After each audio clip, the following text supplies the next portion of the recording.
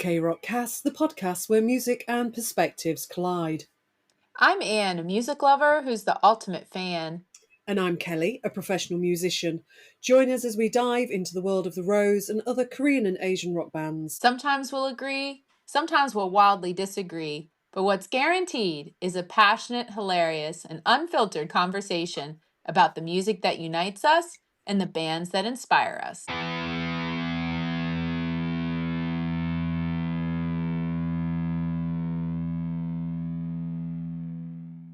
On today's show, K-Rockcast. K-Rockcast. Welcome back, everybody. This is episode 19, Into the World, part 1. Well, Kelly, we finally have Kim Woo-sung saying the name of our podcast. Now, we may not know for sure whether or not he recognized that name. I think we have differing opinions out there of whether it was completely like he had no idea what K-Rock Cast was, or whether he was being aloof. Aloof, you say? Aloof? Aloof, because we know Kim Woo-sung's never aloof, right? No, definitely not. That's like saying I'm not aloof, isn't it? I mean, I will shout out to Irina, who was the Black Rose in the audience, who initially asked her question, which led to her mentioning K-Rock Cast. And shout out to our other listener, who knew he couldn't hear what the name was and shouted our name out, in which he repeated. I am so confused because I can't quite tell, like, whether he really understood or not. I feel like I'm gonna send this video, Kelly, to the FBI at Quantico and MI6 for I'm going to say, their let's send it to analysis. MI6. Yeah, let's send it to MI6 and see what happens. We need some expert analysis here on whether this man is just really good at covering up his emotions or what. But hey, we have him saying K-Rock Cast. Yeah, which is I know that made you very happy. Hey, that made me happy. I'm like, shit. At least our name came out of this man's mouth, so that's a step forward. Anyway, shall we get on with the hot takes? All right, listeners, we are excited to dive into the World album. I feel like, Kelly, we've been talking about this album for a while now. So excited to finally dig in. But you're right, we do have some exciting hot takes. So why don't you start with the Kelly Clarkson show performance? Do we need to start with Kelly Clarkson? I'm going to get really... This has driven me mad. Literally, all I've seen is people write is, I'm like, can you not? So just so our actual listeners are aware, my name is Kelly. My surname is Clark. When I first started doing music, I just went by Kelly Clark when I was on stage. And then this girl called Kelly Clarkson came out of nowhere. And we actually had reviews written for the band, and they put Kelly Clarkson in instead of Kelly Clark. So I've literally now had to change my stage name to Clark Kelly, so I don't get called Kelly fucking Clarkson anymore. She's a lovely lady. Hysterical. I am just going to point this out. She's a lovely, lovely lady, but it's annoying as hell. I think it's so funny that you kind of have this background with like Kelly Clarkson, and then they appear on the Kelly Clarkson show. It's not funny. I went on the Rosarium and it was literally like Kelly Clarkson. I'm like, okay, I'm getting really... My head is a mess now. Can we not do this? Can we please not do this? Anyway, I love it. Getting on to the show. I have to admit, this is huge for the guys. On the 17th of June, a performance of Nebula was televised on the Kelly Clarkson show. It was pre-recorded, and it looked like it was pre-recorded at the same time that they did the content for the Warner Korea adverts. The actual look that the guys had gone for. We're not 100% sure who dressed them for this. We think it was Clive. We're not 100% sure. Yeah, no, I would say 100%. Clive put it out there on his Instagram that he styled it. So way to go, Clive. They looked incredible. They did. They all look absolutely fantastic, and they all look comfy as well, which is quite nice because there's nothing worse than doing that type of thing and being uncomfy. And it was a really nice live production as well. And all they'd done was literally go into a studio and they just filmed and they just used soft lights and it worked so well. It was a really, It really good did. production. Yeah. And I think the choice of Nebula was a good song to choose because it was more indicative of them and their sound than some of the Yeah. other tracks on the album. But Yeah, yeah, I think Nebula has the most commercial appeal. yes, it does definitely, and also the fact I think it has the most commercial appeal, sort of just for a general audience. But I also think Right. it has the most appeal to people who are already within the. I hate using the term, but the fandom as Right. such. Yeah, so I think it works all the way around. Yeah, I mean it is the highest stream song Yeah, oh, on World, definitely, so yeah, yeah, without a shadow of fact. But yeah, proud of them for I that. They did kind of well. I'll I'll be honest though, I mean selfishly, I kind of wish there was an interview with her, but I Yeah, agree. I think I shouldn't say that because I should just be happy that they got this visibility. And I agree, this marketing is huge. it's it's a But first it's a yeah, first yeah, it's a first step though. They never it do is a that. I first mean, step. it's a first Yeah. step. So normally it would just be a snippet and then next it would be an actual live performance. And then if you've got a performance in the studio, then it would then turn into an interview. But I mean, they're not they're not knocking on the door of Billboard or anything like that at the moment. And until they do, that's when they're gonna Yeah. move to that next level. So to even have a pre-recorded is huge, to be honest. Yeah. Yeah. I know. I know. I don't want to take away from that, but of course as a fan, I selfishly would love to see them interview. But we do have the performance linked. Keep streaming it, fans. Like the more views that gets, maybe comments on the Kelly Clarkson, video link. I think any continued interest you can show just only helps the guys and their visibility. I will say one other hot take is Kim Woo Sung had a new guitar. And maybe not a new guitar in a sense that he put a picture on the Rosarium in literally December of 2023 showing this guitar, asking for Mm. suggestions for names. But it did not pass my eyes that that was the guitar this man was playing. So I'm so curious. Like, is this his guitar in his next era? Yeah, this is Um, this is the next generation strap. Yeah, it is, and it's beautiful. However, we've still not got a name for her. Well, he hasn't said, so if I can get a question out in a fan Q&A, I'm going to be asking that. That's Yeah, my question. I want to see. So, we want to know yeah. what the lady's called.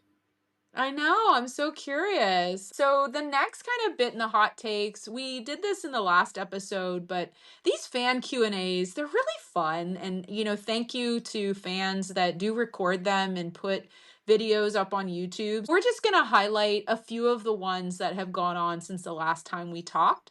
So in the Amsterdam fan Q&A, I have to laugh because we've heard Sammy say in his spare time on this tour, he's been playing Pokemon Go, which can I just can I just say I didn't know people still played that. I remember when it was like super big and like a really big thing. So I asked my teenager, who's like super into video games. I was like, "Does anybody play Pokemon Go?" And she's like, "No."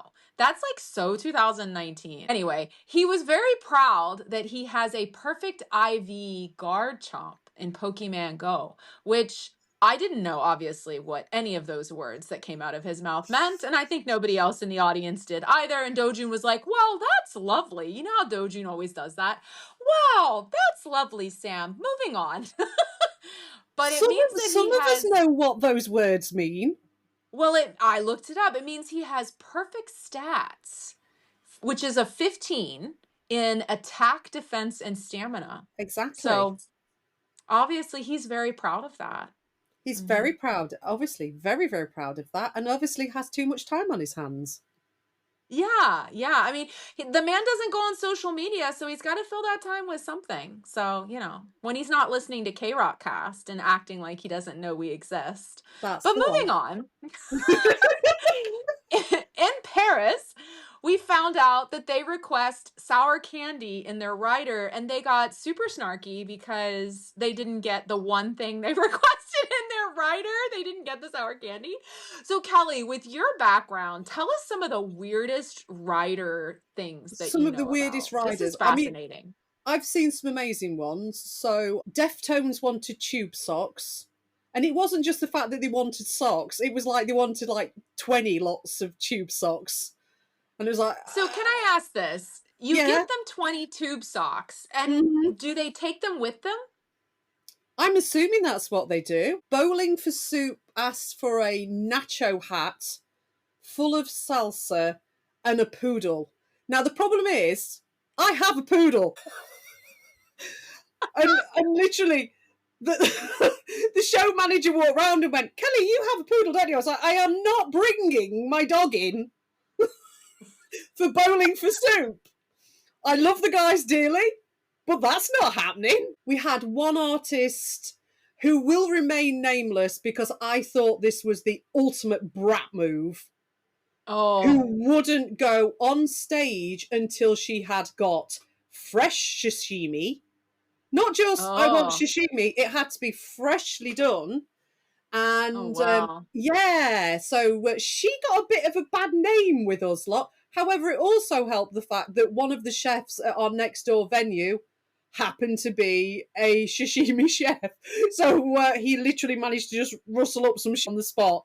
So she had to go on stage. And then we had Grace Jones, who demanded that the dressing room was painted white and she had a white settee and a white rug on the floor.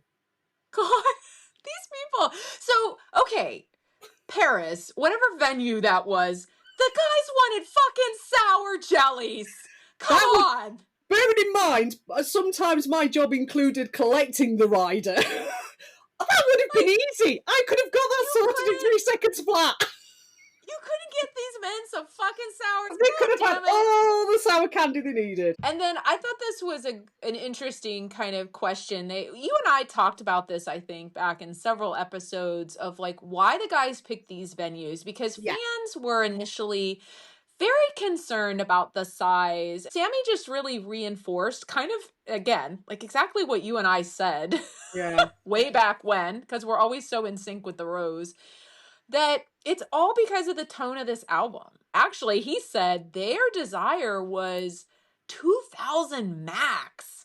Like they wanted a very intimate, personable, because, and you've been up front in some of these shows, Kelly, so you can tell the listeners, they can see your face. There's no like a black crowd where they can't see anybody. They can see the fans. Oh, they can see at least 12 rows back. It's a very intimate show. It builds, and there are aspects of the show that have high energy, but it's not the Dawn to Dusk tour type show. No, and so I completely understand. It was exactly what we were anticipating. And so he just really reinforced that they wanted even smaller venues, but their management people were like, yeah, so we probably won't even, like you would say, probably won't even break even. Yeah, there is definitely a break-even point, and I'm afraid to say they needed to do a minimum of 3,000 per capita, I would have thought, to break even on just literally for moving the equipment around that they've got to do. Because, I mean, the guys had literally got, I think, 3 lorries to shift the stuff around. Well, yeah, we're going to do a separate episode, listeners, on the tour, and we'll get into more detail, but their stage is intricate in terms of just stuff on stage, which they have to ship all that around. That's very expensive. London Day 1 had the cutest 10-year-old, and you were there, Kelly. Do you remember that little 10-year-old boy? Yeah, Thomas was sat on the same row as us with his mum. And it was his birthday. It was his 10th birthday. I know. And the guys, I'm telling you, if they were all women, their internal clocks are ringing. at the loudest sound right now. Can I just tell you, these Well, it does men, happen with men as well, you know. they love this little boy, didn't they? It was He was cute. he was a sweetheart, and he was, it was to go and see the rose was his birthday wish. That's what he'd asked for his birthday present from his mum, and he was an absolute sweetheart and a little gent, bless him. And he asked a question in Q&A after he had his birthday song sung to him, and he wanted to know what was the naughtiest thing that they did as a kid. Now, I think the reason that this was asked was because Thomas had been rather naughty himself beforehand. Yes! Which, like, he admitted that he spent, what was it, 400 pounds of his mother's money on £400 Roblox? on skins on Roblox. Yeah. To which Sammy, you remember when I said in the last episode, I love when Dad Oh Sammy yeah, comes Dad out. Rusum came out, didn't it? It was Dad Sam. I Yeah. love when he goes into dad mode, and he totally went into dad mode on that. Like he respected the kids' kind of audacity to just do it, but then was also like, shit. My mum would have killed me. I would have been dead. Oh my god. And yeah, and then he tells the story of his naughtiest thing. Yes. Which, before I tell the story, can I just say, this is also just things about him that crack me up. He is a yapper. Oh, have you just Like, realised this? Have you just realised? No, I didn't. No, I'm not saying I just realized this. I Really? said these are things that I love about him. He is a yapper. And when he can get talking about something, like literally, he wanted to tell this story for probably the rest of Q&A, if he could have. Yeah. And but he had to give the short version, which I think he was disappointed in. He could have gone to town with this answer, I think. Oh my God. And then he talking to a 10-year-old throwing F-bombs, catching himself throwing F-bombs, telling the kid he probably shouldn't throw F-bombs, but the kid watches Roadblock, so he knows this language, then tells the kid, don't ever talk to your mom like this or other people, but you can use it to describe things. And I'm just like, oh my God, like this man, like... Yeah, I mean, you did not want to be sat next to his mum because, bless her, the expression on her face was, oh my God, what am I going to do now? Just like, Sam, like, oh my God, There's this Sam, guy on you're talking to a stage. 10-year-old. There's this guy on stage that my 10-year-old slightly idolises, telling him it's fine to swear like a trooper. Go for it. Like, if Sammy ever has his own child, do we think that child's first word will be fuck? Is yeah, gonna probably. be fuck? Have I ever told you what apparently my first word was? I think you have, which actually I think it was the same one as mine. Mine was no. Oh, no. Mine wasn't no. My first word was shit. Oh. See? That is going to be like Sammy. Oh, Mama Kim, bless your heart, Grandma. You better... Grandma better... She better scoop that up and nip that shit in the bud. Oh my God. But anyway. So do you want to go into the story? Do you want to go into the story of what the little brat did? Yeah. And I am saying brat because this is a brat move. Yeah. So he tells this story of with his friends that he was in middle school and they went out egging. And so they start chucking eggs and they think that there's no cars by, but one of his eggs hits a car. Then he goes running home. His friend gets caught by the police. And it's not too long before the police knock on Sammy's parents' door. And luckily the man did not press any charges on him, but wanted him to understand the severity of what he did, which he as an adult, Sammy, looking back, said, yeah, that was pretty bad. I could have hurt someone. So he understood now the severity and he got grounded for like over a month. Then on London Day 2, so Kelly and I were both in attendance to that Q&A. Just a couple things that I thought were interesting. Someone asked a wonderful question about the inspiration of the song Time. In which Sammy told a very moving story that it is based on the death of a friend of a friend. So then the death occurred and how it kind of jars you, you know? And Yeah. so I did put that full explanation out on our Instagram page. So if you want to see, I thought it was a really, really, I don't know, it was a great like question and really interesting answer. Yeah, Um, I must admit it sort of it hit me anyway, as you are well yeah. aware, because it reminded me the timing and bits and pieces about the story of the friend of a friend reminded me very, very much of the passing of one of my friends a couple of years ago. So yeah, it threw me a little Yeah. bit while I was sat in there, and yeah, Hmm. Yeah, it was really moving. And then on a funnier note, we had someone in the audience ask about the documentary of whether it would be available to watch, to which Hajin responded in such an odd way, the fuckumentary? that's the one. And it's like, Dojun's like, no, no, no. Again, Dojun always Quite coming in. literally, everybody in the room did a Scooby Doo and went, "What? What? What?" Yeah, I was like, what? What is he saying? But it kind of led to this amazing exchange I got to have actually with Sammy, because he asked if anybody saw it and then realized, because we're London, show, probably not many of us did since it premiered in New York. But a few of us in the audience did raise our hands. I was one of them. And so he asked what we thought of it, and I started to answer. And so I got to tell him my thoughts on it, had a little bit of a dialogue back and forth with him. And then lastly, the infamous Dusseldorf, which was the clip that we shared at the beginning. A couple other funny things occurred. They asked the best subject and worst subject in school. Sammy says PE was his best, math was his worst. Dojun, math was his best, history was his worst. Tay had a weird answer. Math was his best, but then also his worst because he's not done maths in school, so he's bad at it now. Hajun said English was his best, and then history was his worst. So I thought that was kind of cute to hear from them. And then I enjoyed this question. They were asked, what is the power of music to them? What power does music have? So beyond just them saying the power of healing, they each kind of talked individually. And Wusong and Taegyum kind of had similar answers. They felt like music conjures memory and kind of, Mhm. allows you to connect back to things, which I totally agree with. I love that about music. Dojun said it creates an atmosphere.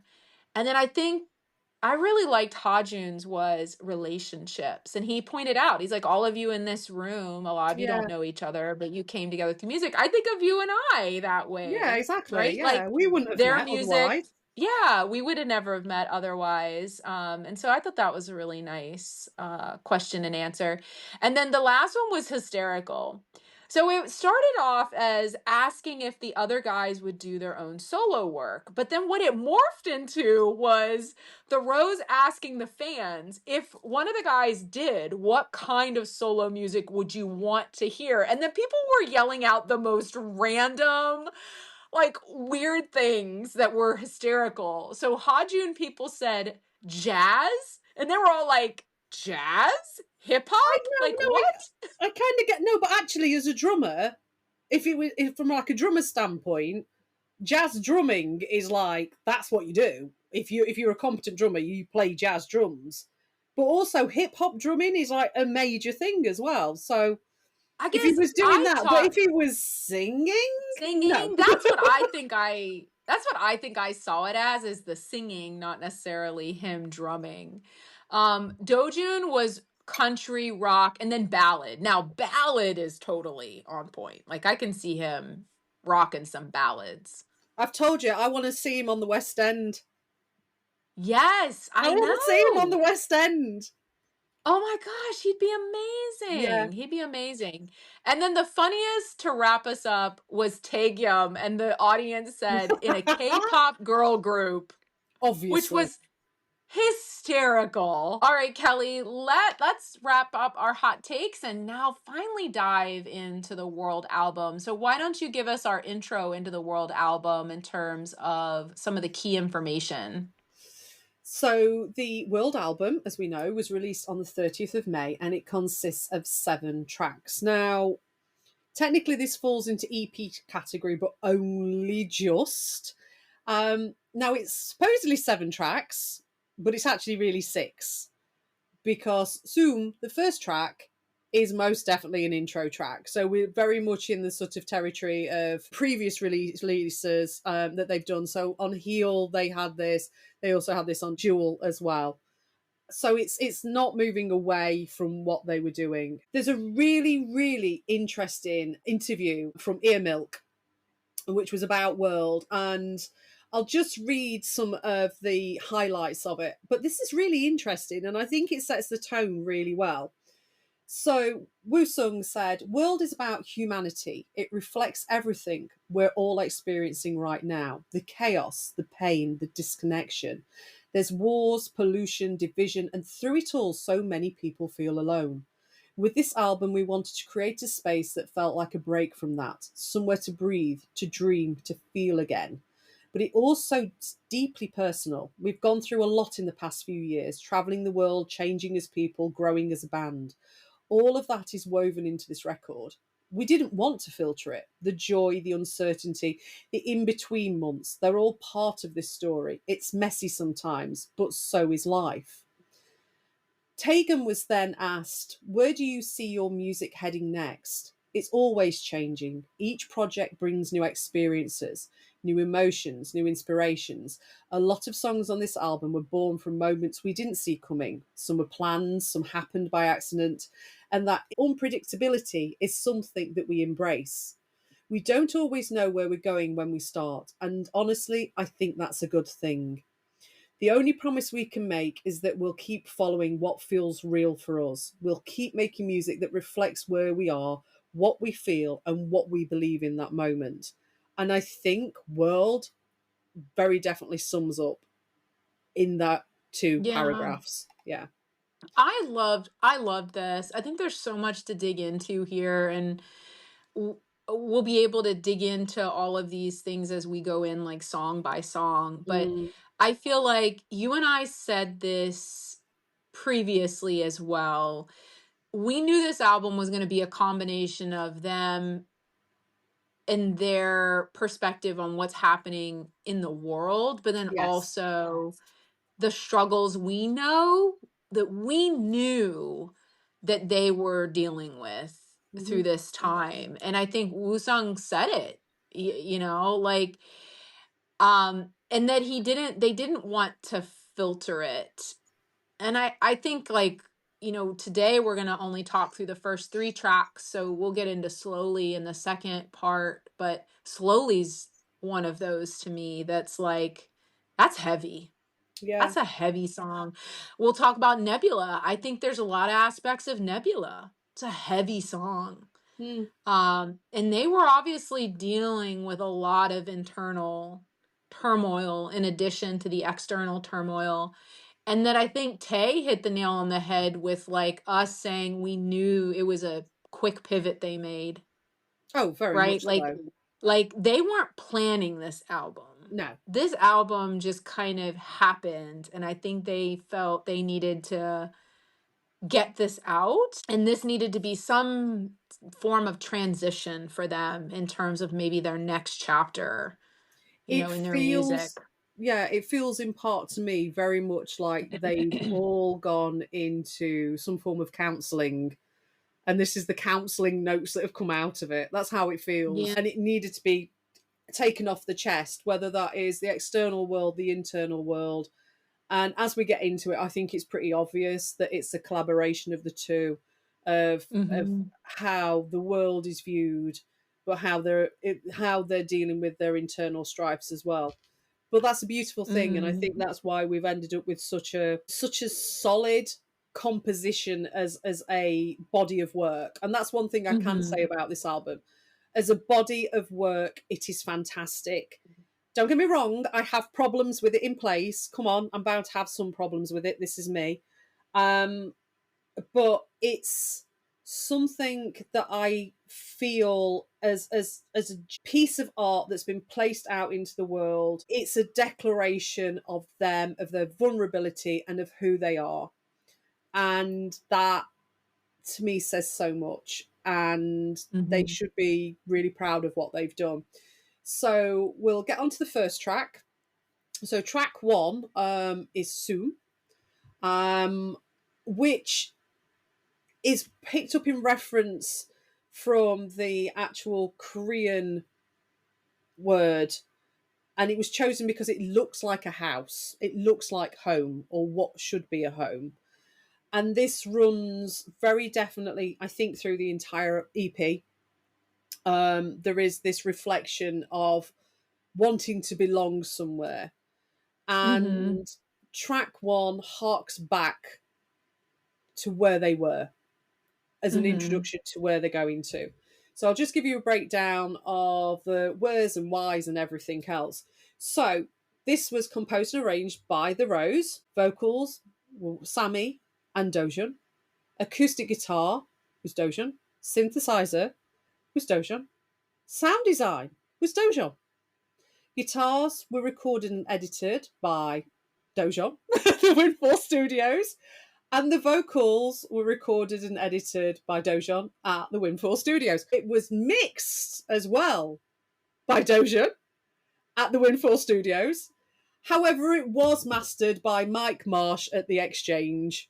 So at least they've actually gone elsewhere to get the mastering done. Yeah. You need that additional ear for certain things. I am a true believer. Every now and again, it needs to just step out of the house and just be like, is this presentable? Yes, it is.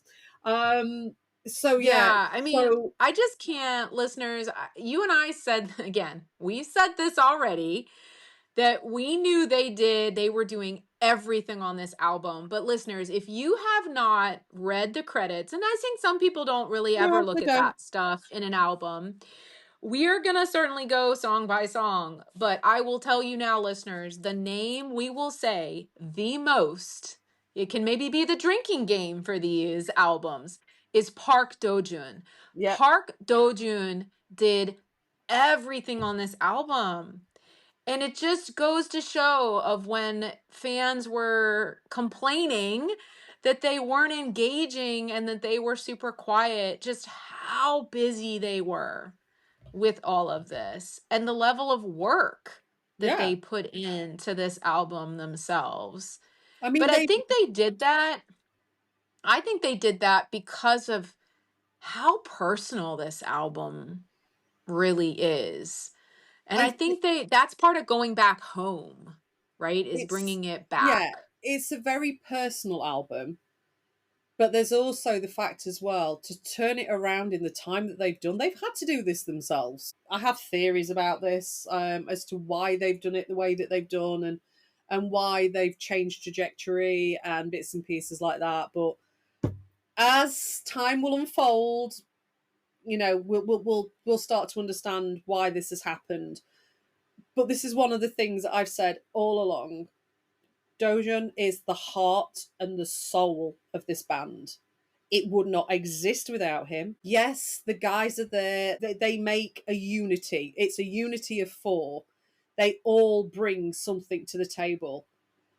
But he is the beating bloody heart of this group. So let's get on to the little bit of instrumentation and the melody analysis. Soom is in G major and it's only 79 beats per minute, which gives you that drone sound. And Mm, and to be perfectly honest, there isn't that much in it. You have strum guitars that don't build, they're just there to keep time. mm-hmm. And I think this is a lot of what this song is about.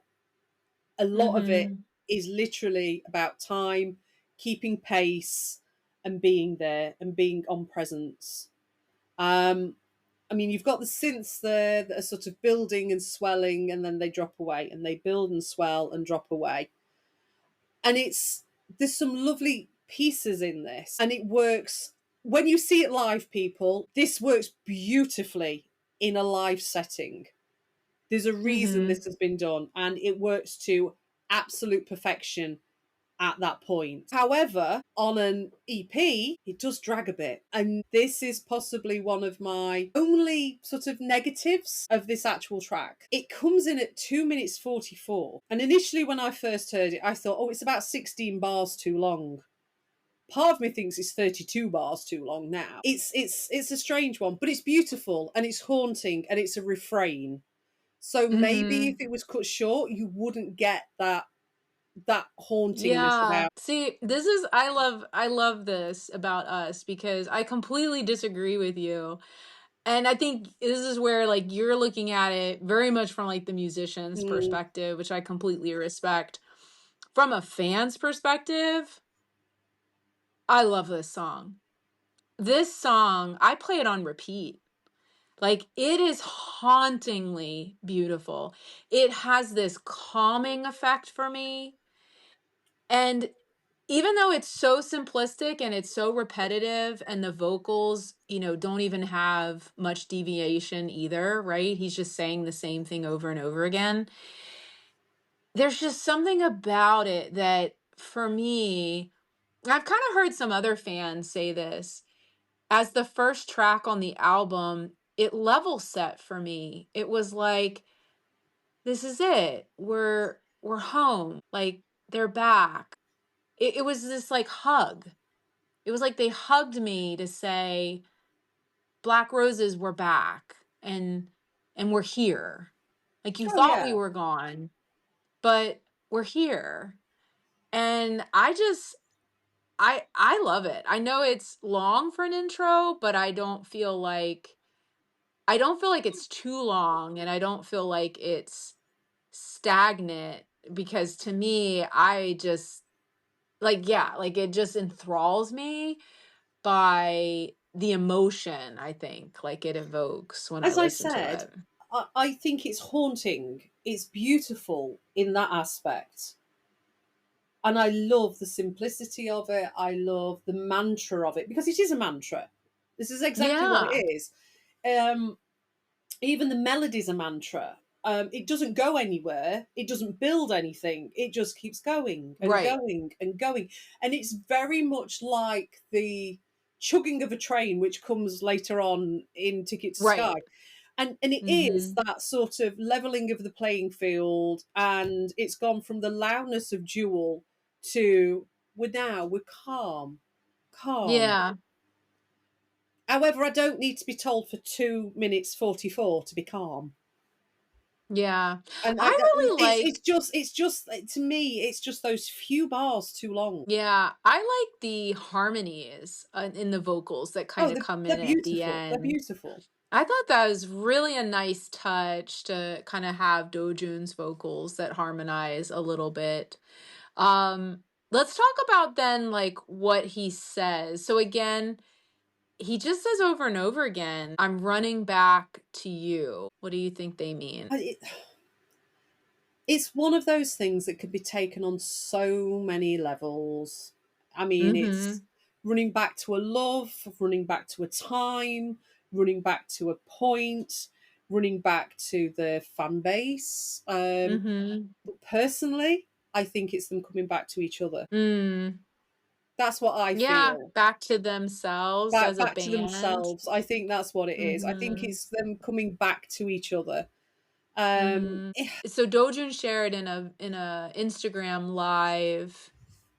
I think it was the infamous AI podcast one that the title was Sammy's idea and that it doesn't, as you said at the beginning, like it doesn't really have anything to do with the meaning of the word "sum," which can mean either hide or breathe, mm, but yet it's more about how those Korean characters look, which represent the shape of a home or a house. It's like wanting to go back to someone or somewhere that feels like home. Oh, okay. You know how this title just came up randomly soon. Semi said, you know, I kind of like this because it looks like a house. It's in Korean. If you write it in, and it looks like a house, and it, I don't know why, but like working on this album wanted to have a lot of home house like soft feeling in it. but saying that, I mean, we're dismissing the concept of it meaning breathe. Actually, that 2 minutes 44 being a mantra is a breath.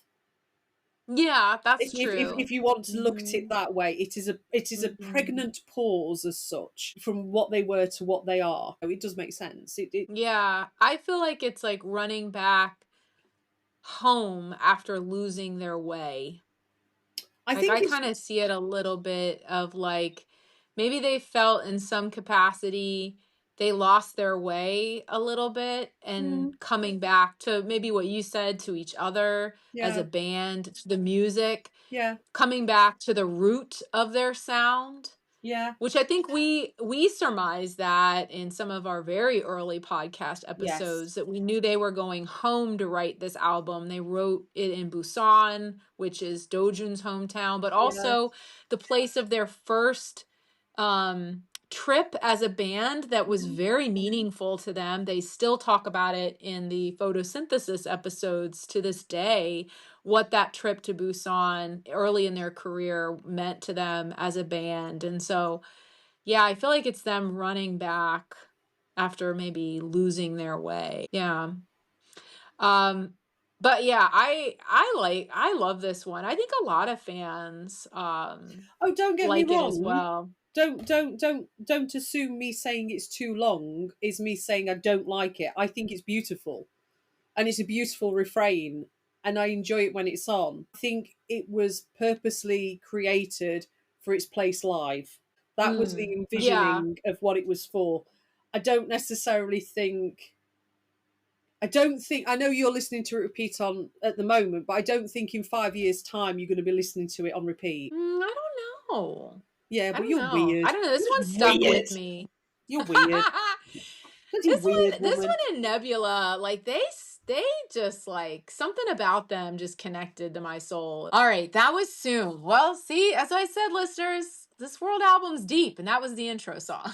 We haven't even gotten to Nebula, which I feel like is like even meatier. Let's go into that track. I'll kick us off. Composed and arranged by The Rose. Vocals Kim Woo Sung, Park Do Jun. Drums Lee Ha Jun. Bass Lee Tae Gyum. Acoustic guitar, synthesizer, and sound design, all done by Park Do Jun.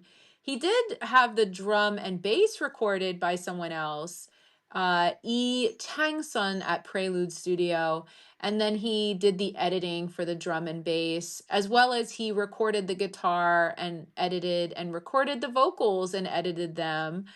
Park Do Jun at Windfall Studio, and he also did the mixing and then leaned into Mike Marsh for the mastering at the Exchange. So again, we're seeing Do Jun on this track be very heavy in the credits.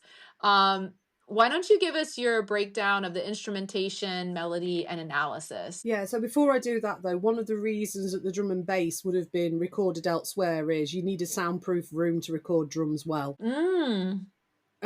You need that warmth, and because it's basically a concrete bunker, which I think is the only way to describe the Windfall Yeah. Studios, the drum kit would have sounded terrible in there. You need that warmth that you get from soundproofing and wood that you'd get in a decent studio. So that's why they will have been recorded Mm. elsewhere. And actually thinking back to it now, I think when we first saw Hajun's new drum kit, Oh yeah. I think that would have actually been at Prelude Studios. Thinking back to that now, but anyway, I Mm. digress. So, Nebula, oh, fantastic song! I love Nebula. I think it's great. Um, it's a bit quirky though. This one, to be perfectly honest, you sort of assume that it's a slow song. It isn't Mm. at all. It's actually 178 beats per minute, which is really fast, but your brain doesn't comprehend how fast the beat is because the vocals and other instruments on it are almost playing it at half time. So they're playing around 89 beats per minute, which is where you get this really nice push pull duality with it, which gives it that sort of drive. So as it's building up to the chorus, you get that little sort of what I refer to a heart kick. You get that little push that just pushes you in. It's in B major as well. But yeah, it's a really, really interesting song. I It's I thought when you first gave the beats per minute, you and I both remember, Kelly, you were like, wait, I'm sorry, this can't be right. And I was like, I no, that literally sat and can't be counted right. it, didn't I? I was sat here with my finger banking on the It's table like, doing the because, count. yeah, as you said, it's like the vocals and the other melody, it's just like so slow. But then when you were counting it, you're right. The drum beat is 178 beats per minute, which Yeah, is really fast. yeah, it is. And It is. so it creates, I'm just thinking this out loud, like now that we're talking about this, like it kind of does create then for you this like dissonance kind Mhm. of. Yeah, definitely. Yeah, yeah, yeah. It does. And yeah, it's got a pulse to it, Yeah. and it's got a drive to it, which is I think you need it following soon, because if you didn't, you'd be like, okay, I'm going to go and have a nap now. Um, Yeah. you need that sort of movement into it. Again, very heavy strummed acoustic guitars. We're not stepping away from this. The bass is Hmm. the main, to me, the bass is the main driver of this song, though. Right. Well, I you've mean, got it the actually, repetitive 4/4 beat of the drum that just basically just it's keeping time. But yeah, the because it really starts with this metronome. That's how I described it, like this metronome type of beat for literally 11 seconds, yeah, it's a rim shot on the actual snare. which is kind of a long time for like just that like intro sound. But you're right. I feel like this melody, when Sammy played this back in March, it grabbed me then. And I said, I will hear the full album before I make any of my decisions Mm, on what's my favorite. But every time I have heard they would play little snippets of this song until the release of World on May 30th, it always grabbed me. And this yeah, song, there is just something about this melody that it evokes such emotion. And I'll be candid, I almost every time I listen to this song, I tear up. And I yeah. don't know why I tear up. I don't know why it evokes this level of emotion out of me. It's between what he's saying in the lyrics and then just this heartbeat of a melody. It is captivating. It is. This song It is is beautiful. This captivating. song. It is truly, truly beautiful. There are hints in this song that hark back to other songs, and I Oh, am what do going. you feel like harks back? What is it hark back to you? I can hear other musicians in it. And Mm, I know people aren't going to like me for saying this. And this is actually one of the only things that I struggle with this EP. I can hear pretty much on nearly every track where the mm, influences came from. mm, And I don't think there's any artist that you can listen to and not hear an influence if you understand who that artist is and their background and where they came from. The thing with the Roses, though, they have quite, oh, I don't know the word to use. They have generic influences. mm, The bass isn't suddenly going to go off on a Les Claypool.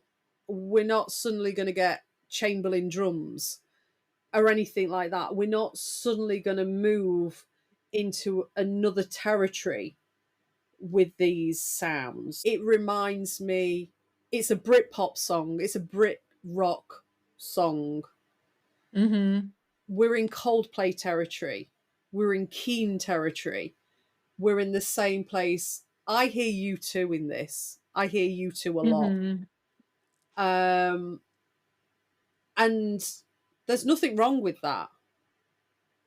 And you do take influences, but I think my only sort of question is there are songs on this EP where I could almost sing somebody else's lyrics over the top of it and it wouldn't be that far out from a different song. Mhm. And I hate to say that. You know I love the lads. I would agree to that. And I don't know know that I felt that in Nebula, but I definitely feel that in Nevermind. I definitely Yeah, feel that in O. yeah. Um, If and you yeah. if you listen to Nebula and then have a listen to some, I'll point you in the right direction. I'm not going to say what song because I don't want to ruin this for people. But if I point you to late 80s, very early 90s U2, Mm, there's screaming similarities. Thankfully, I love that song as well. So that's not yeah. that, but it's the same beat. It's got that metronomic drive to it. It's got Yeah. similar bass tones and strum guitars. Yeah. Um, it's I beautiful would though. It is them. I It would is them. But agree I can with hear they are heavily influenced by other Mhm. things. Yeah, I would agree with your assessment on this album in that. And I'm with you that it pains me to kind of say it as well. And Mm, I don't know if it's necessarily like from both of us like a I don't know, criticism necessarily, no. but it's just kind of stating something that I think is obvious and Yeah, like yeah, we yeah. can't like we need to do it, we need to be honest, and we are honest with them, in their music, and I think that is something that I would like for them in their progression of their songwriting to be a little more unique. They have leaned in their career very heavily on their influences. And Yes. I think I would like for them to stop a little bit leaning on their influences and come more with some original sounding body of work. Yeah. Um Always hints of it. Don't get me wrong. yeah, There's always slight hints, and I hear it and I go, "Oh, that's the diamond there." But they never quite polish it enough, so it yeah. sometimes ends up sat in a sort of a swaddling of well, I mean, they're referring to themselves as alt pop now. Mhm. That's I I mean, I think this goes into some of what have been their internal struggles. I think over the last couple years, I think they've struggled with their identity oh, and their definitely. sound. Yeah, yeah, yeah. I think how they started with leaning into the Brit pop, rock. I think some of them still like what was the interview? Oh my God, I'm trying to remember which interview it was. It was the BYB Pocha. Oh yeah, It yeah, was yeah. that I remember interview. then. It was like, Do you remember when the that's what guys our like sound was. yeah, Yeah. when the guys like asking the interviewers asking them about their sound, and some of the guys answer in one way, and Sammy's like disagreeing Mm, on camera with them, which was a little bit awkward to be kind of yeah. honest.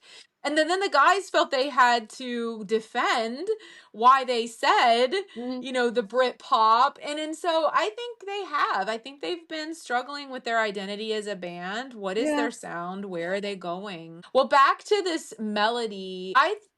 I love that Hajun, he shared, I think in the station head, one of those that he came up with this melody. We've been talking a lot how much it came out in the documentary film that he's definitely a big driver of Mhm. coming up with a lot of their melodies. So kudos to him on this. It's a beautiful melody. I also like that Sammy shared in that one of the station heads that they purposely started with Dojun's vocals, and I think this might have been. I mean, I don't know if this is the first song they've started with his vocals over Sammy, and how different that set the tone of the song. What's your thoughts on like Dojun's vocals beginning? I have said this, and I've said this on Instagram, and I think quite a few people agree with me. This EP, oh my god, this EP is the crowning glory of that man's vocals. They Mm. are beautiful. They are warm. The timbre just has this depth and luxuriousness to it. and you can tell that he isn't pushing. So I mean, Sammy'd also said that he'd done the guide vocals for all of these. So if you're not aware, people, when you go into the studio, you don't just go in raw and just sing because you know that's how it works. You do guide vocals, and that gives you a formation of the vocal melodies and where you're going with it, and you'll elaborate from there. And I think there was a raw honesty in Dojan's vocals, and especially in this track. Especially in this track. It is stunning. And to hear him sing like that, oh, honestly, yeah, just so good. I mean, I don't even, I could wax lyrical about it all day long. But as a singer, to hear the difference of him on this EP and then on Duel and then on Heal and the progression of sound and how his instrument has evolved, completely different thing. It is Oh, I beautiful. love that. Yeah, it's so Yeah. beautiful. So beautiful. Yeah, I remember when we first talked about the snippet that Sammy shared, you used language that I loved. You said like intimate. And Oh, yeah. remember we said like you said when he recorded it, he was probably really up close to the pop Yeah, he mic would have and been. talking like you're talking to a lover. I remember that was Mhm. like some of the language you Yeah. used. And it's part of, I think, why his vocals are part of, to me, why this song grabs me. Like it really does. There's just something where it speaks to my soul. And I think some of it is his delivery and his vocals Oh, are definitely. top notch. Yeah. Um, I also like this part, Kelly. I'm sure you've picked it out too, where maybe it's a vocoder. Remember you Mhm. breaking that tool down to our listeners in a past episode, but there's this echo they add into Dojun's vocals when he's singing when they call out to me, kind of that line. Did you Yeah. pick up on that little piece? Yes, I there like is. that. There's a reverb on it. It's not Yeah, echo. like a Yeah, it's reverb. a reverb, and it's so Yeah. beautifully done as well. And I mean, actually, I mean, if you listen to the guitar, it's echoed in the guitar as well. So there's Yeah. this very beautiful echo and delay that's used. So you almost get this sort of like, uh, in a way, it's like a tremolo effect, but it's not done Mhm. via a tremolo. It's done via sort of echo and delay. Um, and I find that so beautiful. The fact that you have, I've always said that a good guitar echoes a human voice, and I think you get the Mhm. guitar in this, the electric guitar, you do get that echoing of the human voice in there, which is so lovely. It really, really is. Mhm. Yeah, and I think it adds some depth, kind of bringing that in just adds some layers of depth to it. I do think there's a build in the song that kind of starts at around like 2 minutes 40 seconds and then that pushes you through the end of the song.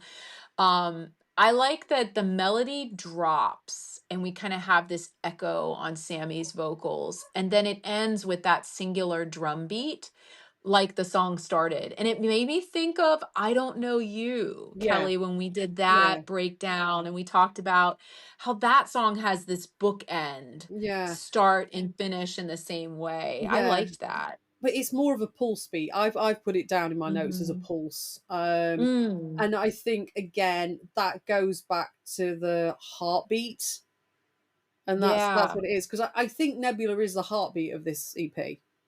And I think that's one of the Yes. reasons that everybody sort of like grasps onto it for, just sheer grim whatever it is that they grab a hold of it. And one of the things I also love as well, when you get to the bridge, you get this big kick come in and this big Mhm. push towards the finale.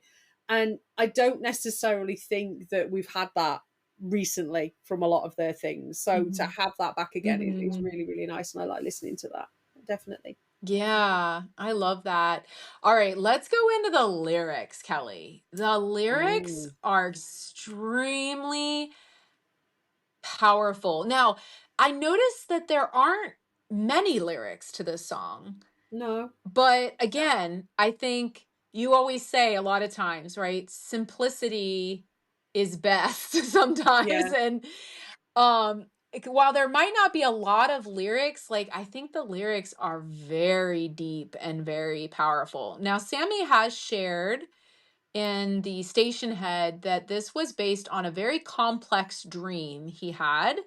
He said he was not going to go into detail about the dream. But he shared that he was a little hesitant to use these lyrics on this song because it was very personal to him. And so he was afraid it would be so personal to him that other people wouldn't resonate with it, right? Because obviously when you write a song, you want other people to resonate and get their own meanings and interpretations. And he's been surprised by the level of connection that people have had to this song. Oh, what's my favorite song? Yeah. I mean, I love all of them. I mean, I think in the beginning when we first wrote, Mm-hmm. I liked O, Yes. but you know, as we were finishing up the songs, I mentioned earlier when I was doing the station head with Jeff, Mm-hmm. but Nebula is such a it's like it's a dream I had. Like, remember the lyrics? It's like a dream I had. Yeah, so I like Nebula the most because it's most personal. What's kind of start us with your assessment on these lyrics? I don't even know where to begin with them because I feel like there's so much to dig into, but like, where do you want to start? It's beautiful. The whole concept of the lyrics are beautiful. And to me, I don't even know where to start with it, to be honest, either. Okay, let's break down. Let's just go verse by verse since there aren't many lyrics. So he says, Dojun in verse 1, counting stars, I closed my eyes, searching for answers of life, saw shapes and patterns of the old. They pulled me in closer to a world never told. I'm making my way through the endless light. Let go of yourself, which is in quotes, so that's being told to him. Yeah, they call me out. So let's kind of stop there.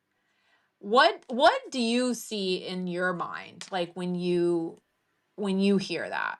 What do you envision? I don't want to get too metaphorical and too deep into it because you could get very metaphorical and very, very deep into it. We should get deep. Come on, this is a deep song, Kelly. I know it is. I've got a shovel. I can get down there too. I thought we were saving the shovel for when we needed a new patio in the back garden. I've not decided who's going under it.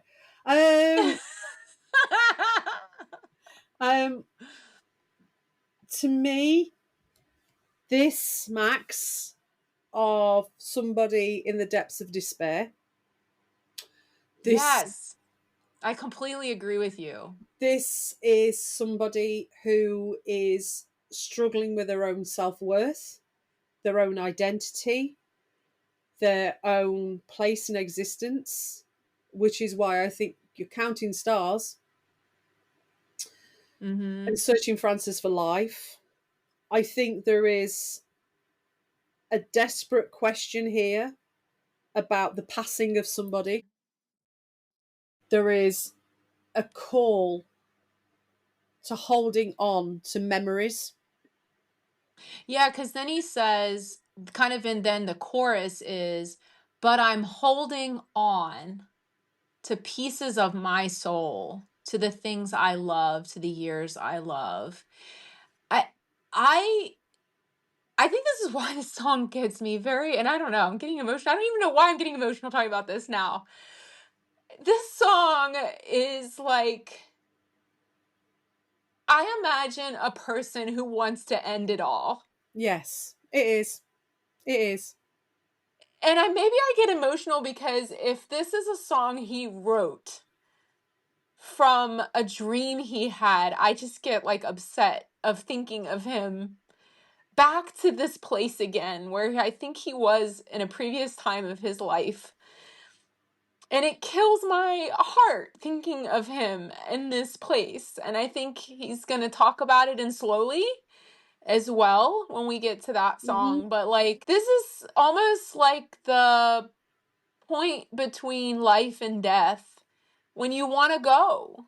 You Yeah. want to end it all. You want to just go to the light. And someone tells you no. Oh, yeah.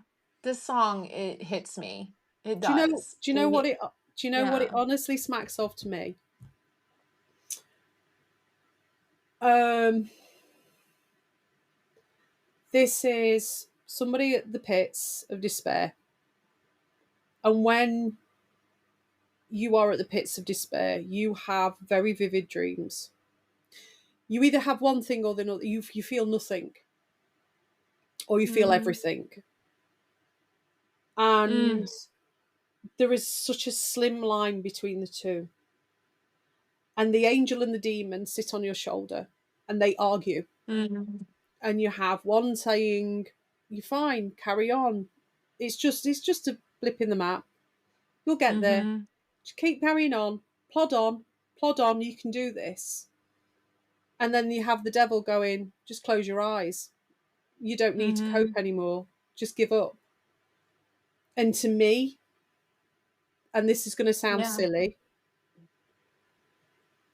to me, this feels like the fever dream that you have when your past ancestors come back to you and tell Mm. you to carry on. Yeah. Because I think it's interesting the way he words the start of the second verse. Stepping through the stones. Pause, unknown.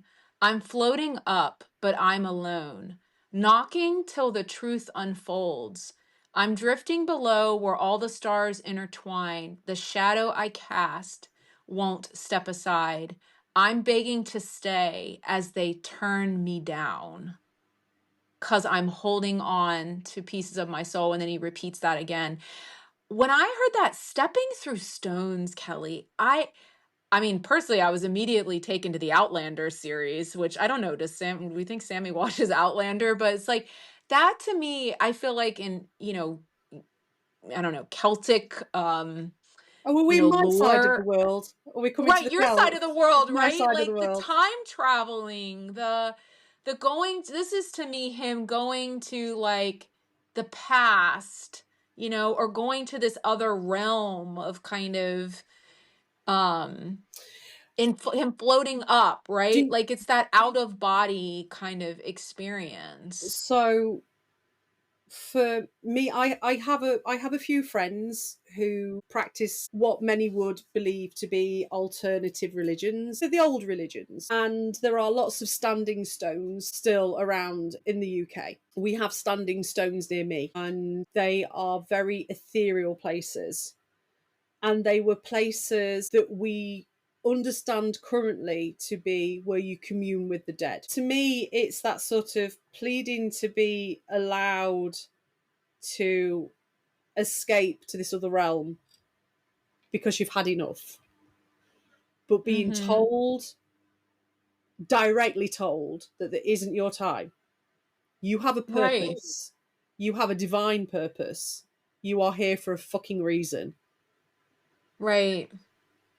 And it's strange when those things happen to you, when you Mm-hmm. reach that point in life and you think, I don't want to be here anymore. I can't be here anymore. It would be easier if I just went. Nobody'd notice if I just vanished. Mm-hmm. And you get through those times by holding on to what's left of your soul, what's left of the things that you love. Right. And that's why you get this haunting chorus refrain that you do. Right. And but I mean, stepping through the stones also reminds me of stepping through a graveyard. Mm. Yeah, You don't know that's who you true. don't know who these people are. They're unknown. Mm. And there's nothing more lonely than being in a graveyard. I mean, you could be with half a dozen people, but you are alone in your Mm. thoughts. Yeah. And I think if we connect back to the heartbeat part of the melody we discussed, right? Like then how cornerstone that is to what we're interpreting he's saying in this song, right? The heartbeat continues and how it ends with that heartbeat, kind of part of the ending. And if we also connect it a little bit to Soom and what he's saying there, he's running back. He's running back to you.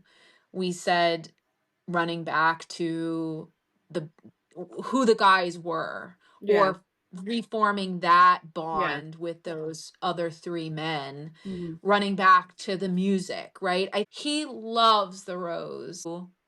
He's obviously been going through something very He's been going through personal. some shit because Yeah. it's not Sam to be as quiet as he's been. Feel like even watching him through this tour, and I don't know him, so I will put that disclaimer.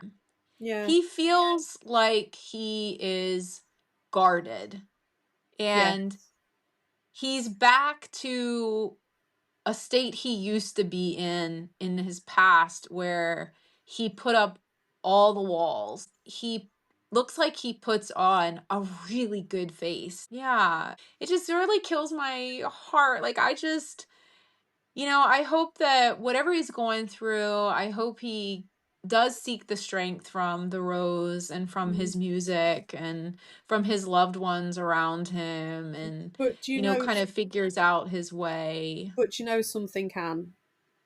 There's been moments recently, and I've seen a spark of fire in him. Yeah. There's been joy there, and there's been a spark, and it's nice to see that coming back. Yeah, well, Sammy, I don't know if you'll ever listen to this podcast, but this song is, again, just the level of bravery and vulnerability the Rose always shows us through their music is just, I respect them so much, but also I feel honored that they trust their listeners enough to truly be this candid and vulnerable through their music. Because I mean, I don't know, as an artist, Kelly, you obviously as a music artist experience this because you also write very honest and vulnerable lyrics in your music, but I would think it is like scary. Like it's exposing a part of you to all of these people that maybe you would want to keep private, or so I just want to say to him and the Rose, like, thank you for putting out, again, such vulnerable, honest music. It's hard. It is really, really hard to stand there naked in front of everybody. Yeah. And I'm kind of battling with myself at the moment to allow myself to be truly vulnerable and open on our next album. And it's not necessarily writing the words down, because that's cathartic. It's not singing the song. It's not recording the song. It's that one moment in time when somebody says to you, what does this mean? And that's the trigger point where it all comes back up again. So for him to say it was based on a dream and he didn't really want to go into it, I get that. I understand that. All right. Well, that's Nebula. Like I said, Kelly, this song is deep. This song is deep. It is meaningful. It's, I mean, every time I hear it, it conjures this level of emotion for me. And it's one of their best. I definitely feel like to me, it's going to go down as one of their best. So kudos to the Rose. Without a shadow of a doubt, this is up there with Childhood, definition. It's up there with all of those. It is. Oh, I agree. Yeah. I agree. All right, why don't you wrap us up? We're gonna wrap up today's episode with the final track, track 3. Oh, why don't you break that one down? So we're not moving away or deviating very far with any of these people that are involved with this. So it's the usual reprobates. This is all I'm going to say. So composed So and arranged. can we point out something in this one though, Kelly? What? Then I noticed this across the entire album. So maybe this is a point of discussion for us. Okay. Kim Woo Sung is an played idol sod. No. Is a what? An idol sod. He ain't done nothing in the studio. He played no instrument on this entire album. No. What do we think that means, if anything? Or am I just like, making something out of nothing? You tend to find when somebody writes a guitar piece, they tend to play it. Because you've said that before. Yeah, because there's a style in how you play, and these are quite stylistic songs. So it would then mean that somebody else had got to learn what you came up with to play it. I mean, it's easier to learn a song once it's been recorded, instead of trying to learn it as it's being written to then record it. So it makes perfect sense. So he's just been a little idle when it comes to the sort of songwriting side of things. Because I noticed on electric guitar. Now, none of the others had electric guitar. This is the first one on the album that had electric guitar, and it's played by both Taekyum and Dojun. So, I mean, my thought is I literally think every song's lyrics are Kim Woo Sung. 100% Kim Woo Sung. I think on this, generally speaking, it is. I think there might be a couple of perceptions that have been added from other people and possibly a couple of lines. But I think generally speaking, I think a lot of these are diary entries. Yes, I agree with you. I think other people contributed, like you're saying, let's change the line here. Let's, but the core of every one of the messages in these songs is all him. So I think he just kind of contributed. And then I think, as you have said in past episodes, I think it also shows he's taken a little more of a role with Clive in like the management side of things. Yeah, I think he's been dealing a lot more with the sort of business side. Yeah, I think he has. Yeah. So why don't you then? I think another kind of thing though is there's a children's choir. I haven't got there yet. You haven't even. Oh, sorry. I said it was the usual reprobates, and then you just went off on a tangent. Let me do my job, woman. Let me do my bloody job. Crying out loud. My Kim Woo Sung tangent. Honestly, it's not even a tangent. You're sliding down a bloody hill. Anyway, sliding down the hill, as Francis Doom would say. Yeah, exactly, as Jay said, yeah. Anyway, so composed and arranged by The Rose. Vocals are by Sammy and Dojo. Background vocals are by The Rose. So I think we can gather the rhythm section got involved. Drums by Lee Ha-joon. Bass by Lee Tae-gum. The guitar is by Tae and by Dojun. The acoustic guitar is by Dojun. The piano is by Dojun. The synthesizers by Dojun. The additional percussions by Dojun. However, we have somebody new to the foil. We have Phil String, who helped on the strings. It's quite an apt surname for it, really, isn't it? However, I know, right? However, the strings were arranged by Dojun and Ondo.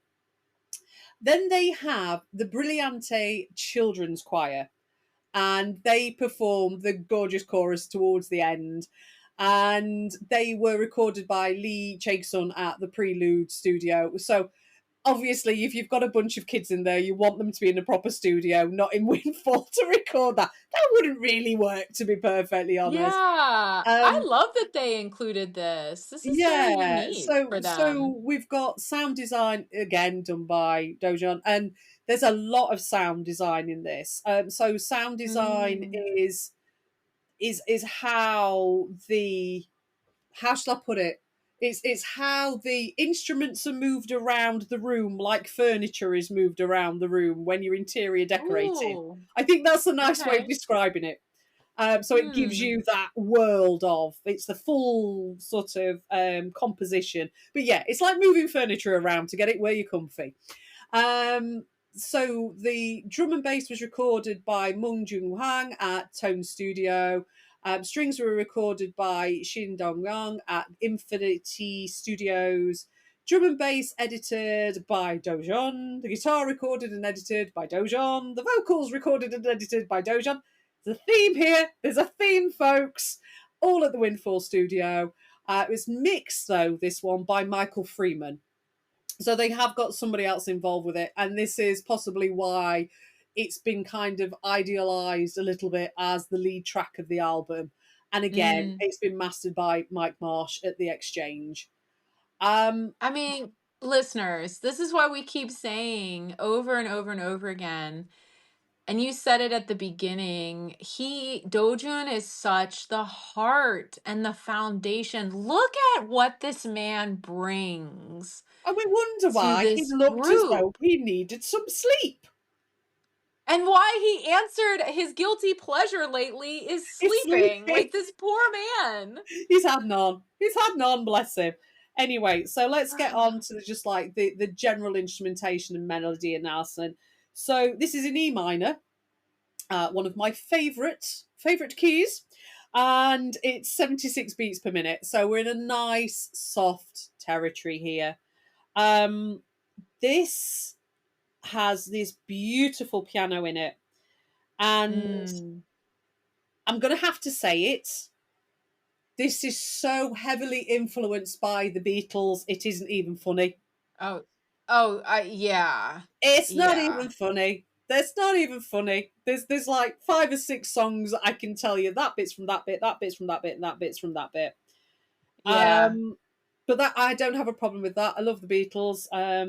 So there's no qualms. I mean, even the lyrics. Well, I mean, like, at least they were in quotation marks. That's all I'm saying. Yeah. They don't want Yoko Ono after them. That's all. That's all. I'm just going to put that there, because if they're not careful, she'll be after them. Yeah. It's got the same stamp progression that Imagine has.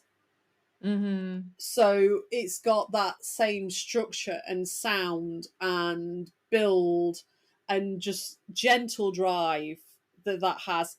And I mean, that is possibly why a lot of people, when they hear this, automatically know where the song's going, because you've heard it before, not in a bad way, but you know what to expect. And I think when it's that beautiful, soft melody, I think you kind of need that, especially when you're getting over what they're trying to put over in this song. There's some really sweet little sort of like nods in here. There's a radio white noise generator in there. And I noticed that too. And it's lovely, and it's just this lovely little bit of fuzz. But again, that is a Beatles trick. They used to like doing things like that. They'd allow them like 10 minutes to experiment in Abbeydale the studios, and they do those type of things. There's some beautiful use of feedback on the electric guitars, especially as they go into verse 2. And then there's this gorgeous chord change into the bridge, which just lifts it and gives it a little bit more gravitas. And then the strings in the outro chorus and the kids singing and everything else. I mean, it is literally what it says on the tin, but it's beautifully, beautifully done. The rhythm, in part, though, sometimes feels slightly syncopated, which is a bit weird because you wouldn't expect it with that. It isn't at all. It is in 4/4. But it's quite a nice way that it's put together to give it that slightly unusual edge that you wouldn't necessarily expect. Yeah. Well, I think, to me, I loved that static white noise kind of. I said it made me think of like an old record player, like when you first turn a Yes. record Yeah. player on and you Yeah. have that. I love that. And then the piano and Sammy's vocals. And I thought it was interesting because the full instrumentation doesn't fully come in until the second verse. Yeah, and it comes in that wave of fuzz as well, which is rather lovely. Yeah. And I think I called it a swell of emotion that kind of starts to build at about like 2 minutes and 10 seconds, like in the song. I felt like when I was listening to this, and I think a lot of it on this album, it harked back to me, Kelly, of the simplicity we talked about when we did our analysis of Void and Dawn. Yeah. You know, in their songwriting style in those days. And then if we think of them saying, you know, going back to home, going back to that time. Yeah. I think it's even been interesting that in their show on the tour, not to give too much away of that, they make references of when they wrote the songs in their old apartment. Yeah. And so they're even still themselves taking themselves back to that time. And that's kind of what I felt like with the melody in a lot of these songs, but maybe particularly within O. And then I felt like the climax of this is that anthem they created with singing the na na nas, you know, with the children's chorus. And then again, I like that Again, the end though, that is, is, and I hate to say it, it is a direct rip from the Beatles. yeah. It is a direct rip. It Yeah. really is. And I think it's kind of does just reinforce what we said earlier, and I think we'll say it in songs in part 2 when we go into the rest of them. Will. That is I think that's the critique of this album. I think they stepped a little bit across the line of like influence to sounding a little too much like. Yes. You know. You want to be, how shall I put this? When you're writing, there's nothing wrong with saying these are our influences and this is where we've come from. Right. But you don't necessarily want to be a parody. Right. I think there's too many songs on this album where, you know, you'll listen to it and like a person, okay, I'll say it this way. A person who doesn't know the Rose at all listens to a song and just says, "Oh, that song is blank from this other artist." Well, I put Shazam on. Yeah. For O. And I don't necessarily always use the beginning of a song if I'm going to Shazam something. Sometimes I'll do it towards the end of a song. And I did it towards the end of this song. It took 6 guesses before it actually calculated that it was O by the Rose. Yeah.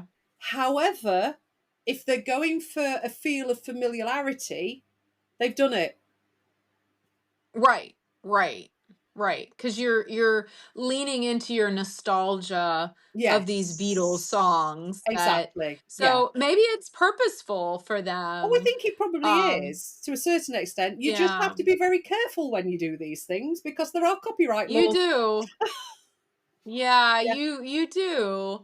And I think my last piece I'll just share is I really like the way the melody just completely drops at the end and you're only left with Sammy's vocals that have this disembodied kind of effect to them. And I feel like, again, like it's very haunting. Yes. And I thought that was just a great way to kind of end that song. I love that bit. I think that is so well done. And when I think, so I mean, obviously we're going to move on to the actual lyrics now. And I think one of the reasons that there's this marked sort of familiarity and I don't want to say simplicity. It's not a simple song. It sounds simple, but it isn't a simple song. The composition of it is a huge project. Look at everybody you named off, and when you talked about the importance of the sound design with this song, I think that goes into what you're saying, the real complexity behind it. Yeah, definitely.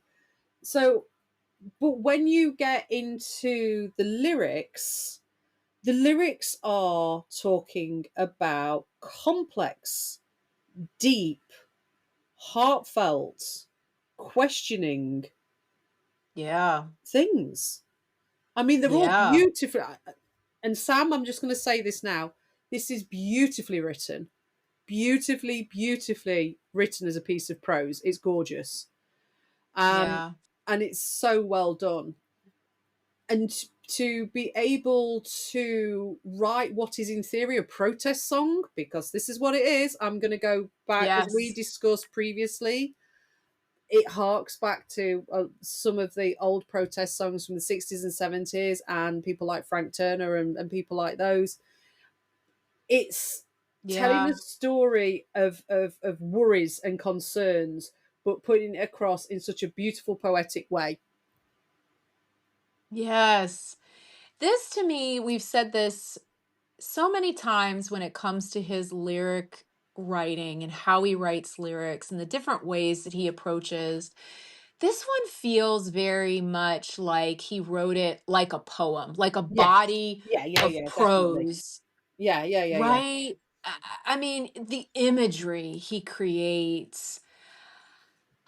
The line that gets me is where the children are running and not running away from falling stars. Yeah. And we all know what that's in reference to. I it is such a and you know when he sings this, have you noticed he gets emotional. Oh, yeah.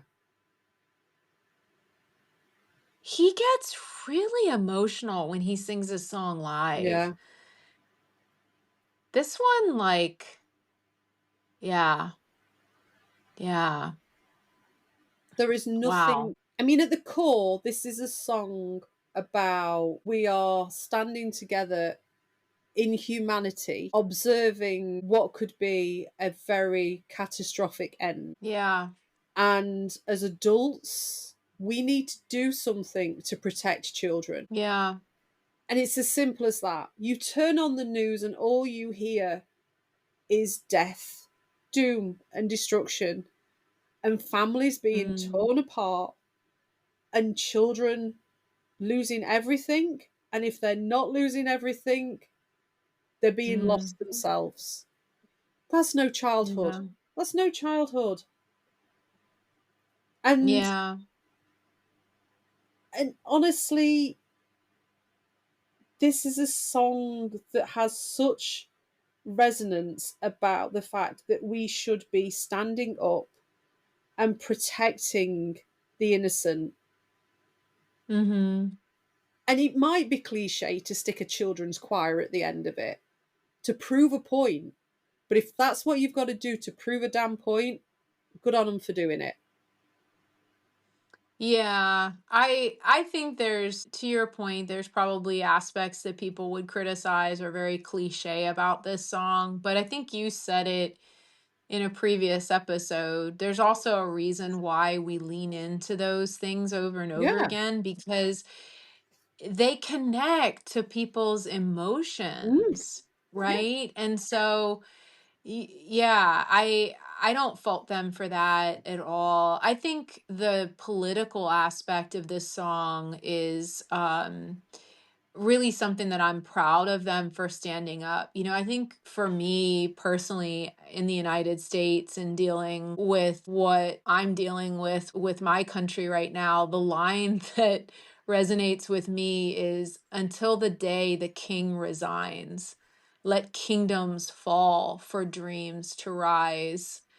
Um, there's a lot of people that feel our current leader in this country is a king and thinks he's a king. And when I heard that, I was like, wow, like, holy shit. Like, I put myself in the place of how I'm feeling in my Mm-hmm. country and how we need to focus on the unity of humanity and not what divides us, as they say, right? No colors to divide. We are the world. Just come as one, we go as one. Like, Yeah, this song, I think at first, I'll be kind of honest. I feel like when I first kind of heard the song, I feel like it didn't, what am I trying to say? Like maybe I needed to hear it. I think it's such a complex song that I think I needed to hear it more and more, Kelly, and Yes. sit in it and let it I let myself kind I of think let it resonate with yeah, me. you do. You have to sit in it and then let it resonate and envelope you. Yes. There is something about it that is much deeper than it appears on its first initial listen. Because the first initial listen is like, oh, that's a nice song. Oh, it's a bit of a protest song. But actually, the further you actually get into it, the deeper the emotions are, the more that you can feel the call. I don't want to say call to arms, that because that sounds almost against what they're singing about. But we are singing here about things that we have fought so hard for, that people Mm, have protested for, that people have lost their lives for, that mm, people have been shamed for because they've literally just turned around and said, we're all the same. Take away just the outside shell of everybody, and underneath the actual skin, we're all the damn same. Everybody's the same. It annoys the hell out of me. Anybody that knows me knows that I am not an overtly political person, but by God, I get so annoyed by people who are close minded and mhm, have a view of self perfection because they appear one way or the other. mhm, Everybody here has a right to be here, whether you are whatever color, whatever denomination, whatever religion, whatever sex, whatever age, whatever sexual orientation. Everybody is here for a reason.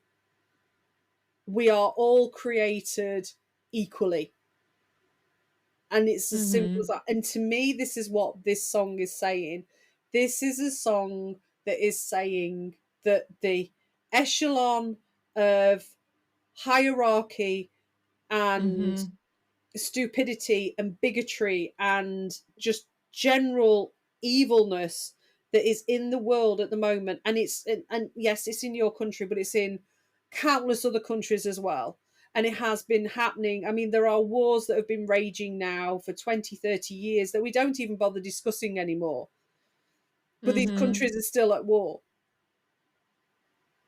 And to think that literally the only reason that we are at war is because somebody behind a desk in a room went, do you know what? I quite fancy the minerals in that country, so I'm going to invade it. mhm.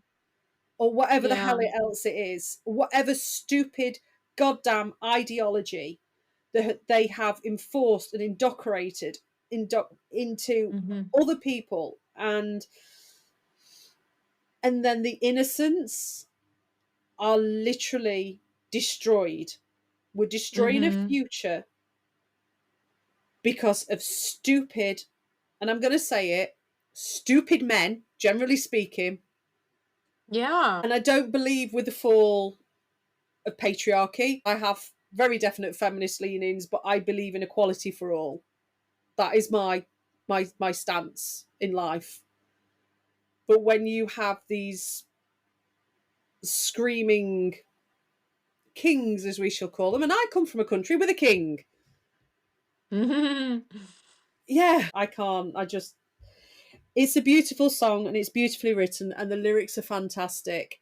And I think it's saying something very poetically, very direct, but in a way that it's easily digestible. Yeah, I just want to again for probably the fourth time, fifth time in this episode commend Usong for his lyric writing. This album is some of his best lyrics Mm-hmm. ever as a body of work. Like we can go back and say, on the Heal album, the line in Childhood, don't live your life like you've got 1,000 years. One of his best lines ever. On that, that's a line out of an album. Yeah. We can go back to, She's in the Rain on Dawn. Better to be held than holding on. Line in an album. I feel like we're going to say in this entire album review over 2 episodes, almost in every one of these songs, there is some line that is just iconic. Like it is just this beauty of words. And this man did it in almost every fucking song on this album. Yeah. Like, I just can't. Come on, I said sometimes I don't have the words for him sometimes. Like, it's incredible. I don't like singing his praises. I don't think he needs his ego inflating any more than it already is. He's got all you lovely little Kim DeLulus out there to keep his little head afloat. I say little head. There are times I do wonder if he can get it through a door with all you lot. No, Sammy. Anyway, I will freely admit there are lyrics in this that I wish I'd written. And for me to say that, that says everything. This man, it's like, how does his mind is fascinating to me. Just how he thinks about things and thinks of the world. There I go. I'll go on writing. Welcome to the grove.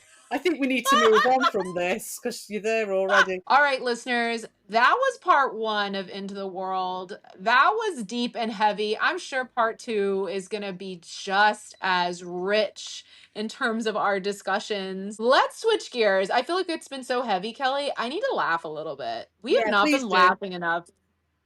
We've not been laughing enough in this episode. I say please do. Why have I got a feeling this is going to go horribly wrong for me and I'm going to be sat there going, oh no, don't do this to me again. I have had funny ones, but I think this one might be evil. This is a mean one. Because I like being evil. Yeah, I know you do. We've had no Sammy in a little while, so if I'm going to be evil, I like using him for some weird reason. Okay, would you rather be in a hotel room and your next door neighbor is Kim Woo-sung, in which all night he's singing Insomnia, which is okay, listeners, in case you don't know this about Kelly, she hates this song. We have a whole episode, Into the Dawn Part 2, where we dive into hating his whininess of where he says, I can't sleep. Yeah, thanks for this. Okay, so the walls are paper thin, so you're going to hear him all night, and he's going to whine that all night. It's not a decent hotel. No, you're in something shady. Oh, Or you're in this same hotel, and your next door neighbor is Lee Ha-joon, in which he's playing his drum kit all night. Right. Okay, so now I need to ask clarifying questions. Of course you do! So, we know Sam can't reach some of the notes that he used to be able to reach. So is he singing Insomnia in his chest register, or is he attempting to reach the notes he used to reach? Okay, he's going to start by attempting to reach the notes he used to, and then when he can't anymore, he will continue in his chest register. Right, so he will sing continuously all night, but it will still be whiny. Just whiny chest register. Yeah. Because Sam does whiny well. We have worked this. He does whiny very well. So then we've got our Hajuni, bless him, playing his drum kit all night. So the next question is he playing his live acoustic kit? Is he playing an electric kit, or is he playing mesh heads? I don't know what mesh heads are. Mesh heads are basically the skins that go over the top of the actual drums, apart from they're made of mesh, so they basically suppress some of the sound. Okay, no. He's doing his standard drum kit like he was in a concert. Okay, and is it just the drum kit, or have we got cymbals on the go as well? Oh, okay. We've got full cymbals, bass drum. He's rocking it out. Right, okay. And he's going hard. It's like Take Me Down level. Nice. Thank you for this. This is great. These are two awful things. How could you? I don't know how you're gonna pick. Well, I used to live with a drummer, so I know the pain of the... Horrible listening to that all night. Yeah, it was. Let's just say, Kelly, Hajuni's been in the gym. Can we just observe? He's gonna be able to bang those drums all night. Why did you make that sound pervy? It wasn't even sus. That sounded pervy. Sus content alert! Hajun's banging those drums all night. So we've got paper thin. And I can make anything sound pervy. This You know is that true. by now. This is true. So we have me in a hotel room with my head under as many pillows as I can possibly find. Your Because hotel I need- room has no pillows. You just learned. What type of hotel is this if I've got no pillows? You just learned your hotel is out of pillows. I didn't.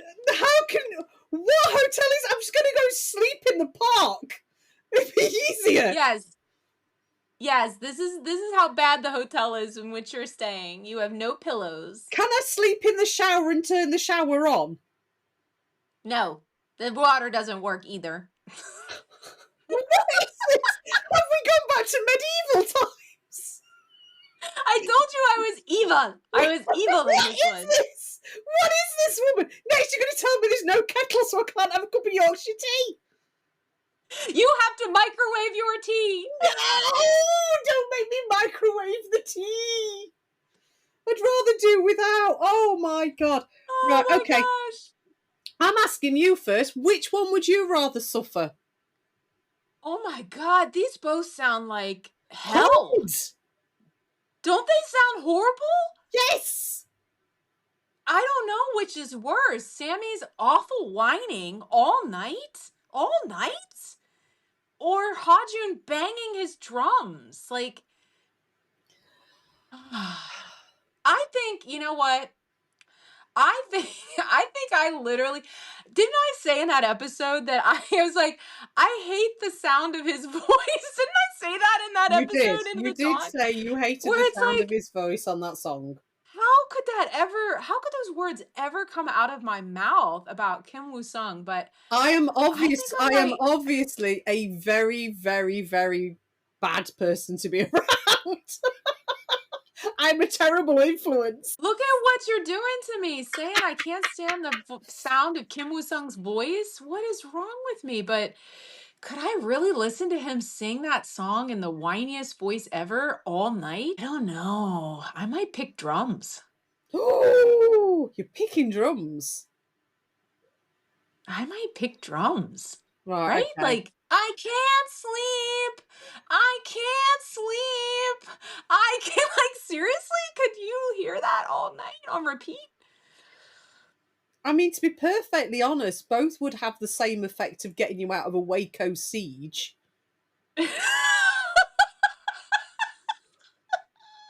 I mean, you'd just surrender immediately, wouldn't you? Like, I surrender! I'm coming out! But then, like, the drums, I feel like it would give you the biggest headache, wouldn't it?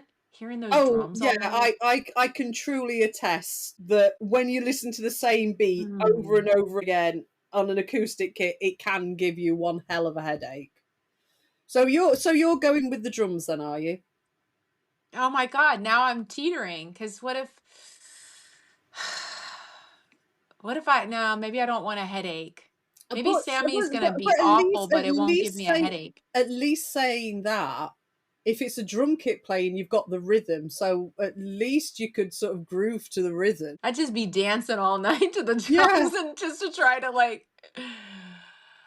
Oh, I'm torn on this one. I feel like I go one way and then I'm like, oh, but that sounds so awful, and then I go the other way.